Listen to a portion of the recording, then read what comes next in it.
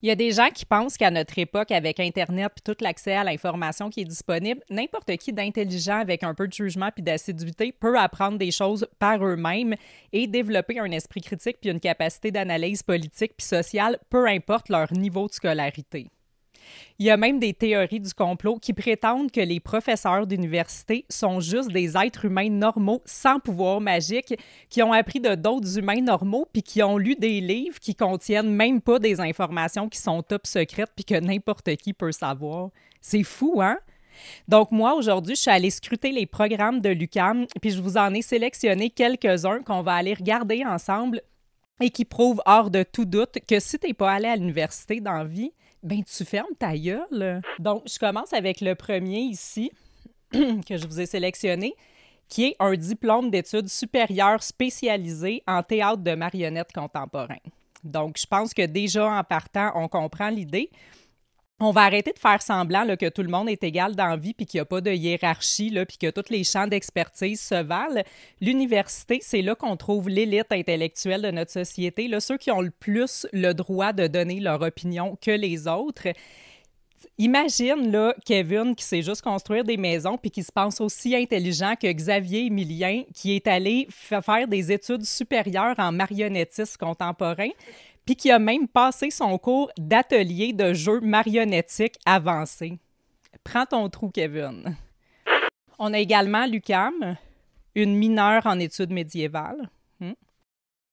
Donc, en fait, ce qui différencie les hobbies des études sérieuses, ben, c'est si c'est enseigné à l'université ou pas. Hein? On se trompe pas avec ça. Donc, si ton hobby, c'est la poterie ou le judo, tu payes puis tu vas suivre un cours au centre communautaire de soir. Mais si, c'est ça, si ta passion dans la vie, là, c'est d'aller te battre sur le Mont-Royal avec des épées en mousse, ben là, tu vas étudier là-dedans à l'université et tu peux traiter les non-universitaires de sous-éduqués. Donc, c'est aussi simple que ça. Ensuite, ici, j'ai une majeure en anthropologie du contemporain. Hein? Ça semble... Ça semble poussé là, comme étude. Donc, en gros, je peux résumer ça que c'est l'étude de l'humain dans son environnement actuel à l'époque actuelle, pour ceux qui n'avaient pas compris. Donc, en gros, au lieu de sortir dehors puis de juste regarder ce qui se passe, ben tu t'en vas. Donc, en gros, au lieu de sortir dehors puis de regarder ce qui se passe, ben tu t'en vas à l'UQAM te le faire dire par un prof. Donc, en gros, finalement, l'anthropologie du contemporain, ben, c'est un autre nom pour l'université de la vie. Ici, on dit sur cette formation-là, au terme de sa formation, l'étudiant ou l'étudiante sera capable de effectuer une démarche concrète de recherche de terrain en anthropologie, mobiliser les outils méthodologiques de l'enquête de terrain, donc une enquête de terrain sur le monde extérieur, là. Formuler les étapes d'une recherche scientifique. Donc, moi, ici, je les ai, là, les étapes, là, vous les voyez à l'écran, mais je suis incapable de les formuler parce que je n'ai pas fait de majeur en anthropologie du contemporain, malheureusement. On peut se positionner dans les développements théoriques récents en anthropologie.